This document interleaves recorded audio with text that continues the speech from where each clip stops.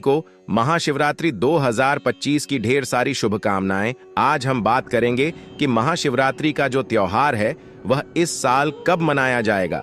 26 फरवरी या फिर 27 फरवरी। व्रत की विधि क्या होनी चाहिए, कैसे व्रत आपको करना चाहिए, व्रत के नियम क्या है, सामान्य से सामान्य व्यक्ति कैसे व्रत करें, व्रत का नियम क्या रहेगा। कोई भी व्रत जो है नियम से किया जाता है तभी उसका पुण्य फल प्राप्त होता है। और सबसे महत्वपूर्ण जानकारी, इस दिन भद्रा का साया बताया जा रहा है। समय क्या रहेगा और वह भाद्रा कितनी लागू होगी, भद्रा का वास कहाँ है, क्या प्रभाव रहेगा, इस पूजा पाठ पर क्या आपको करना है, इस दिन क्या आपको नहीं करना है, संपूर्ण जानकारी हम आपको प्रदान करेंगे। भक्तों, जिस दिन का इंतजार सभी हिंदू भाइयों को रहता है वह दिन अब आ गया है। हमारे द्वारा बताई हुई सभी जानकारी पुराने द्वारा आधारित और ज्योतिष शास्त्र पर आधारित होती हैं और आपको महाशिवरात्रि से संबंधित सभी प्रकार की जानकारी बिल्कुल सटीक तरीके से बताई जाएगी। इसके लिए भक्तों आपको वीडियो को पूरा ही देखना होगा। बहुत ही ज्ञानवर्धक वीडियो है, बहुत ही आपको लाभ देगी। वीडियो आरंभ करते हैं। उससे पहले निवेदन है कि कृपया अपने व्रत की सफलता के लिए महादेव का आशीर्वाद प्राप्त करने के लिए कमेंट बॉक्स में अवश्य लिखें जय शिव शंकर या ओम नमः शिवाय, हर हर महादेव। जय शिव शंभू भगवान का यह मंत्र जब भी लिखा जाता है तो उसे एक सकारात्मक ऊर्जा उत्पन्न होती है और वहां सकारात्मक ऊर्जा आपके आती है। अब बात कर लेते हैं महाशिवरात्रि की, जिसे मासिक शिवरात्रि कहते हैं। परंतु जो फागुन मास की शिवरात्रि होती है ना, वहां फागुन कृष्ण शिवरात्रि बहुत ही महत्वपूर्ण होती है। महाशिवरात्रि कहा जाता है इस वर्ष की शिवरात्रि 26 फरवरी बुधवार को मनाई जाएगी। इस दिन भगवान शंकर के सभी भक्त भगवान को जलाभिषेक करते हैं, पंचामृत से अभिषेक करते हैं और 4 पहर की पूजा भी विशेष रूप से की जाती है। इसमें भगवान शंकर के रुद्राभिषेक और वह भी 4 पहर के रुद्राभिषेक का विशेष विधान बताया गया है और विशेष फल भी बताया गया है। तो आपको सबसे पहले पूजा विधि के बारे में बताते हैं कि कैसे आपको पूजा करनी है, क्या समय रहेगा, क्या विधि रहेगी, क्या नियम रहेंगे। उसके बाद बताएंगे कि भद्रा कब से कब तक है, किस तरह से क्या प्रभाव इसके ऊपर रहने वाला है और कितना परिवर्तन आपको अपने पूजा पाठ में इस भाद्रा के कारण इस वर्ष करना पड़ेगा। शिवरात्रि वाले दिन सभी को व्रत करना चाहिए। जो व्रत करते हैं ना, वह इस व्रत को शयन काल को ही खोल सकते हैं। इसमें खाने पीने में कोई मनाही नहीं होती है। इसका व्रत दोनों ही प्रकार से किया जाता है। कुछ लोग फलाहारी व्रत रखते हैं और कुछ लोग अनहरी भी रखते हैं, अर्थात आप इसके व्रत में फलाहार करके भी रह सकते हैं और यदि आप चाहे तो अन्य का आहार भी सायंकाल को व्रत खोल कर सकते हैं, ले सकते हैं। यह जो व्रत है यह मीठे भोग से भी खोला जाता है।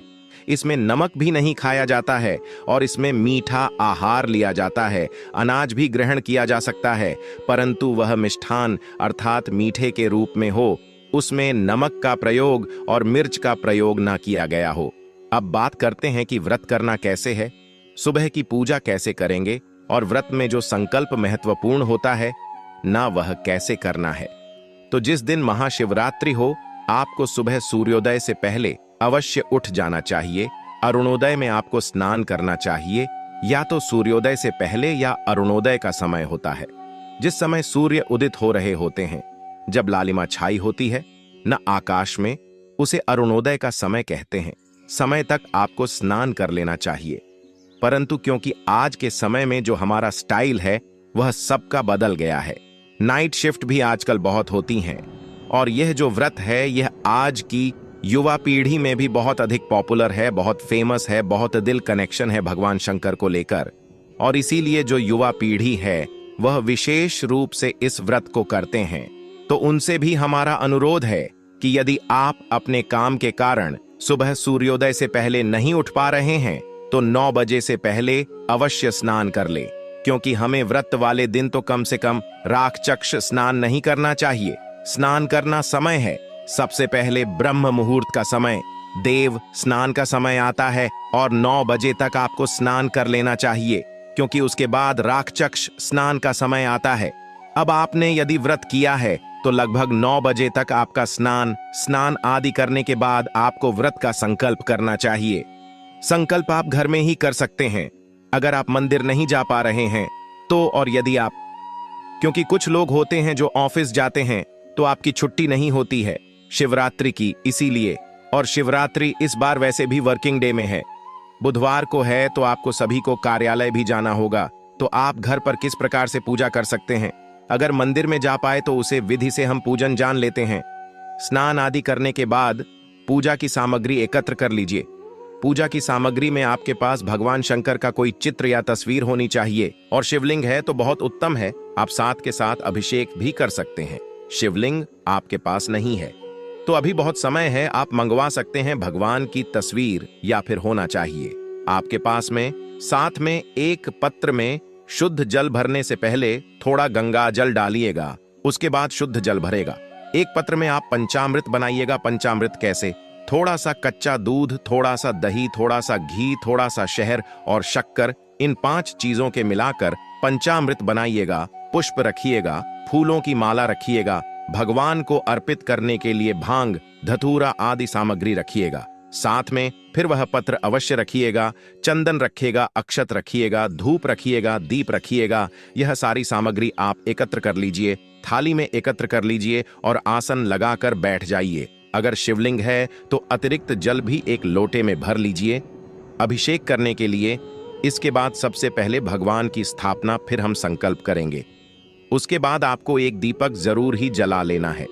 दीपक को आसान जरूर ही देना है, बिना आसन के आपको दीपक नहीं जलाना है। दीपक आप घी का भी जला सकते हो और तेल का भी जला सकते हो। दीपक का बहुत ही विशेष महत्व है। दीपक जलाने की बात फिर भगवान का पूजन करेंगे। जो विधि होगी पूजा की वह शास्त्रोक्त विधि होगी। जिस विधि से यदि आप मंदिर आते हैं तो हम आपकी पूजा करते हैं, तो वही विधि आपके घर पर पूजन करने के लिए बताई जा रही है कि कैसे आप घर पर उसे विधि से पूजन कर सकते हैं। सबसे पहले भगवान की तस्वीर आपके पास है तो उनकी स्थापना करना आवश्यक है। आपका आज कोई लकड़ी की चौकी है तो उत्तम है, नहीं है तो आप पृथ्वी पर रखकर भी पूजन कर सकते हैं। से पहले शुद्धिकरण किया जाएगा, उसके बाद हम स्नान करेंगे। लोटे में जो जल लिया हुआ है उसे शुद्धिकरण करेंगे। सामग्री और आसपास के स्थान जहां भगवान की तस्वीर रखनी है सभी जगह जल की छिटे दीजिए। ओम पवित्र हो पवित्रम सर्वांग वास्तव विभाग सूची। ओम प्रकाश स्थान का पवित्र कारण हो गया। अब भगवान की तस्वीर को स्थापित करेंगे। भगवान की तस्वीर जहां रखती है न उसे स्थान पर भगवान को आसान के रूप में या तो थोड़े पुष्प रखिए या अक्षत चावल रखिए और उसके ऊपर भगवान की तस्वीर को स्थापित कर दीजिए। तस्वीर को स्थापित करने के बाद अब आप पूजन आरंभ करेंगे। पूजन में सबसे पहले संकल्प किया जाता है। संकल्प करने के लिए अपने सीधे हाथ में चम्मच से जल लीजिए। 1 रुपये का सिक्का दक्षिण के रूप में काम से कम रखिए, अक्षत रखिए और 3 बार बोलिए ओम नमः शिवाय। अपना नाम, अपना गोत्र, किस स्थान पर बैठकर संकल्प कर रहे हैं, न वहां का मकान, नंबर, क्षेत्र का नाम, शहर का नाम, आयु, अपने माता पिता का नाम, सहयोगी, आरोग्यता प्राप्त, धन संपत्ति प्राप्त है, सुख संपत्ति प्राप्त है। महाशिवरात्रि उपलक्ष्मी गौरी शंकर व्रत पूजन। संकल्प शंकर शिव भोले, और वह संकल्प भगवान के चरणों में अर्पित कर दीजिए।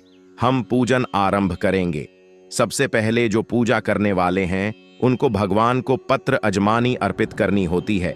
तो आपके पास यदि शिवलिंग है तो आप सीधा डायरेक्ट शिवलिंग पर अर्पित कर सकते हैं। हो सके तो आप एक बिल पत्र लेकर शिवलिंग के ऊपर रखकर जल अभिषेक करें। अगर आप तस्वीर के साथ पूजन कर रहे हैं ना, घर पर पूरी दे दीजिए। छोटा सा पत्र ले लीजिए, उसको भगवान की तस्वीर के सामने रखिए, जिससे कि जो जो चीज अर्पित करनी है वह द्रव्य उसमें अर्पित करने के लिए हम आपको बोलेंगे, आप उसमें अतीत करते जाएगा। सबसे पहले भगवान को पत्र अर्पित कीजिए। जल अजमानी के लिए 1 चम्मच या अजमानी लीजिएगा। छोटी सी चमची होती है न, लोटे में डालिएगा। भगवान को पद के रूप में जल अर्पित कीजिएगा। ओम पद्यम समर्पयारी, ओम अर्गाम समर्पयाराम ही। यदि आपके पास शिवलिंग है तो शिवलिंग पर जल अर्पित कीजिए। आगे के रूप में जल लीजिए। तांबे या पीतल के लोटे में जल लीजिए, गंगा जल मिला हुआ, और वह जल और मध्यम समर्पित आम ही भगवान शंकर को अर्पित कीजिए। आज मैं आम समय पर आमीन के रूप में, मेरी तस्वीर है तो 1 चम्मच जल जो कटोरी है तस्वीर के सामने उसमें अर्पित कीजिए। आज पानी के रूप में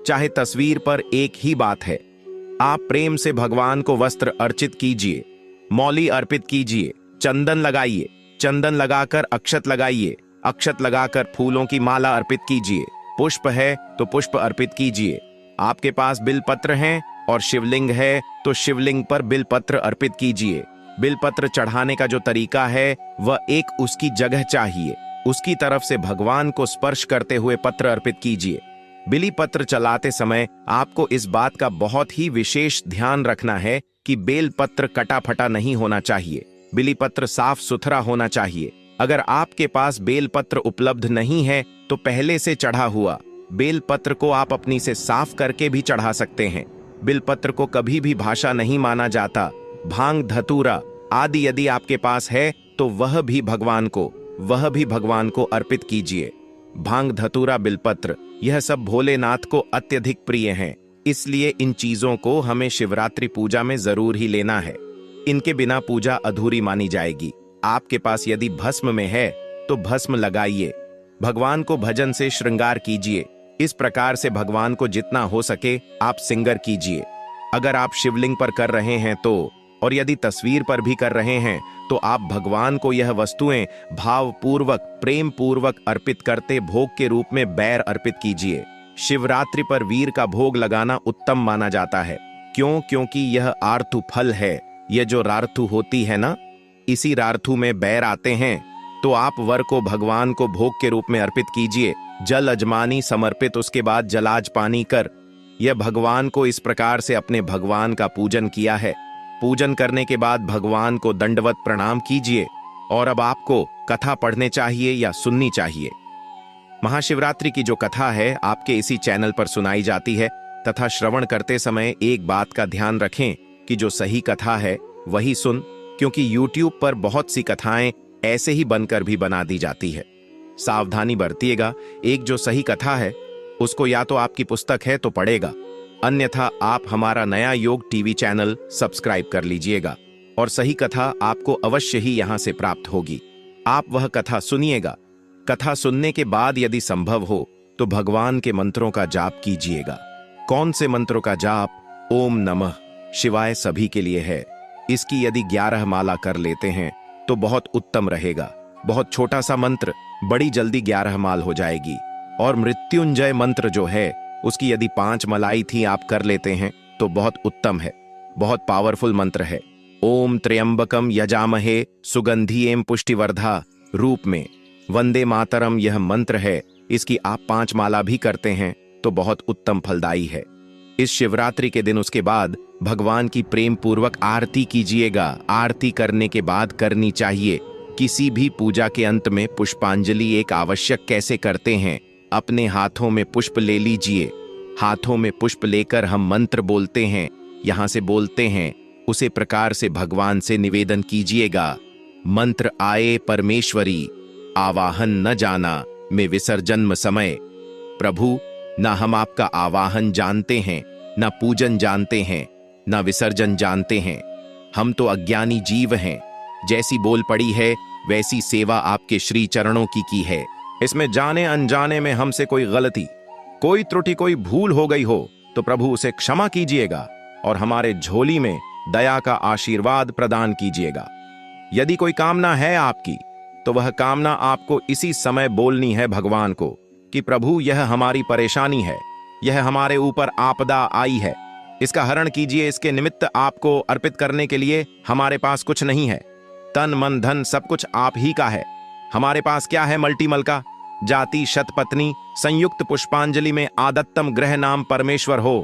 हे प्रभु, यह पत्र पुष्प की भेंट है, इसको आप स्वीकार करें और दया का आशीर्वाद प्रदान करें। इस प्रकार वह पुष्प भगवान के चरणों में अर्पित कर दीजिए। पुष्प प्रतिज्ञा के भगवान को प्रणाम कीजिए। जो माताएं बहनें हैं, महिलाएं हैं, वह भगवान को दंडवत प्रणाम नहीं करेंगे, बाकी सब दंडवत प्रणाम करेंगे। आप घर पर पूजन कर रहे हैं तो जहां खड़े हैं वहीं खड़े खड़े आप एक 3 या 5 परिक्रमा कर लीजिए, भगवान को प्रणाम कीजिए और उसके बाद आप अपने दैनिक कार्यों में लग जाएगा। दैनिक कार्यों में लगे हुए भक्तों, वैसे तो भोलेनाथ बड़े ही बोले हैं, थोड़े से पूजा पाठ से ही प्रसन्न हो जाते हैं, लेकिन आपको कोई और बड़ी मनोकामना है, उसके लिए आपको यह जो हमने कर बताएं उनको कर लीजिएगा। आपकी मनोकामना शीघ्र पूर्ण हो जाएगी। आपको ध्यान यह रखना है कि आपको ब्रह्मचर्य का पूर्ण रूप से पालन करना है, किसी के प्रति वैर भाव नहीं रखता है, किसी पर क्रोध नहीं करना है, अकारण और किसी का अहित नहीं करना है, किसी का कोई नुकसान नहीं करना है, किसी को अपशब्द नहीं बोलते हैं और शुद्धता का ध्यान रखना है। इसके साथ साथ आपको लड़ाई झगड़े से दूर ही रहना है और ध्यान रहे कि तामसिक भोजन का उपयुक्त बिल्कुल भी नहीं करना है। इस चीज से तो दूर ही रहना, नहीं तो भोलेनाथ करोगे तो सकते हैं। आचरण से शुद्ध रहना है, मन से शुद्ध रहना है, तन से शुद्ध रहना है। इस प्रकार से दिन को व्यतीत करना है। सायंकाल को यदि संभव हो तो पुनः भगवान की पूजा कीजिएगा। यह दिन आप संभव हो तो कोई बात नहीं, आप मेरे दिल में एक बार भी पूजा कर ली, वह भी बहुत ही पर्याप्त है। इस प्रकार से आप शिवरात्रि का दिन व्यतीत कीजिएगा। शायद कल को आप व्रत खोल सकते हैं। आप फलाहारी कर सकते हैं तो फलाहार के साथ व्रत को रखिए या मीठे आहार के साथ व्रत को रखिए। इस प्रकार से आप व्रत को कीजिए। दोनों ही नियम उत्तम है। आपका स्वास्थ्य किस प्रकार से आपको अलाव करता है वह देखना आवश्यक है। ऐसा ना हो कि आप फलाहारी के चक्कर में अपने सेहत का नुकसान करने, अगर सेहत जो करती तो फलर के साथ रखिए, बहुत उत्तम है। इस प्रकार से आपको यह व्रत करना है। आप बात करेंगे हम भाद्रा की, और व्रत है किस दिन इसकी, यह बहुत महत्वपूर्ण चर्चा है। देखिए, व्रत पहले जान लेते हैं कि शिवरात्रि आरंभ कब हो रही है और कब हो रही है। समाप्त रात्रि जो है ना, वह फाल्गुन मास के कृष्ण पक्ष की चतुर्दशी तिथि को मनाई जाती है। वह आरंभ हो रही है 26 फरवरी को सुबह 11:08 पर समाप्त हो जाएगी। परंतु जो महाशिवरात्रि का पर्व है वह बुधवार 26 फरवरी को मनाया जाएगा। कारण यह कि जो भगवान शंकर की पूजा है ना, वह विशेष रूप से रात्रि के पैर में निश्चित कल की जो पूजा है वह विशेष मानी गई है भगवान की। इसीलिए शिवरात्रि का निर्धारण रात्रि के समय से होता है कि रात्रि को चतुर्दशी कब है। इसीलिए क्योंकि 27 को तो सुबह सुबह समाप्त हो जाएगी, तो भगवान की जो महाशिवरात्रि का पर्व है यह 26 फरवरी को मनाया जाएगा। बुधवार। अब बात आती है भाद्रा की भद्र है या नहीं है, क्या करना है। भद्र का जी बिल्कुल भद्र है। भद्रा का समय भी ऐसा ही है। कुछ आरंभ हो रही है 11:08 पर, साथ ही भद्र लग रही है और भद्र समाप्त होगी रात्रि को 10:01 पर। और जो भद्र है ना, वह भद्र भी कुंभ राशि की कुंभ की मुद्रा है। कुंभ की जो भद्र है यह हमेशा हानिकारक भद्र होती है, क्योंकि इसका वास पृथ्वी पर होता है। पृथ्वी पर जब भद्रा का वास होता है तो वह हानिकारक भद्र होती है। परंतु एक बात जो उसमें ध्यान देने वाली है वह यह कि यह भगवान शंकर की पूजा है, भगवान शंकर का व्रत है। भगवान शंकर के व्रत और पूजन में भद्र का दोष नहीं होता है। भगवान शंकर के व्रत और पूजन में जो भद्र है वह किसी प्रकार से हानि नहीं पहुंचा सकती है, वह लागू नहीं होती है। भगवान शंकर की पूजा और भगवान शंकर के व्रत इसीलिए भद्र है, पृथ्वीलोक की भद्र है। परंतु आपको डरने की आवश्यकता नहीं है, क्योंकि शिवरात्रि के व्रत में भद्र लागू नहीं होती है। तो आप सुबह से ही भगवान शंकर का पूजन कीजिए, अभिषेक कीजिए और भगवान का आशीर्वाद प्राप्त कीजिए। यह भी जानकारी, महाशिवरात्रि के बारे में जानकारी थोड़ी सी भी अच्छी लगी हो तो कृपया लाइक अवश्य कीजिएगा और यह विधि बताइए। हमने जिसकी जो ऑफिस जाने वाले हैं अपने घर से ही पूजन करके जा सकते हैं। यदि मंदिर जाने का समय ना मिले तो इसको अधिक से अधिक लोगों तक पहुंचाइए, जिससे कि वह भी इसका लाभ ले सके। क्योंकि आपका यह चैनल शास्त्र अनुसार जानकारी देता है, इसीलिए आपको कुछ सोचने की आवश्यकता नहीं है। सभी जानकारियां हम पंचांग देखने के बाद और जो पुराने में वर्णन दिया गया है उसके अनुसार ही आपको बताते हैं। चैनल पर नए हैं तो उसे सब्सक्राइब कर लीजिए, जिससे कि सही जानकारी आपको प्राप्त होती रहे। वीडियो थोड़ा सा भी अच्छा लगा हो तो उसे शेयर अवश्य कीजिएगा, लाइक अवश्य कीजिएगा। साथ ही भगवान की कृपा प्राप्त करने के लिए कमेंट बॉक्स में लिखिएगा जय शिव शंकर भगवान। दोस्तों, चैनल को सब्सक्राइब जरूर ही कर लीजिएगा, ताकि इसी प्रकार की और भी ज्ञानवर्धक जानकारी आपको हम सीधे नोटिफिकेशन के माध्यम से प्राप्त कर सके। इसके साथ आप इस वीडियो को अपने दोस्तों को भी शेयर कीजिएगा, ताकि और लोग भी इस वीडियो से लाभ प्राप्त कर सके। यह जो महाशिवरात्रि का पर्व है इस साल में एक ही बार आता है, इसलिए इसका लाभ सभी लोगों को मिले। हमारा उद्देश्य है जनसेवा जन कल्याण करना, आप सभी का भला हो।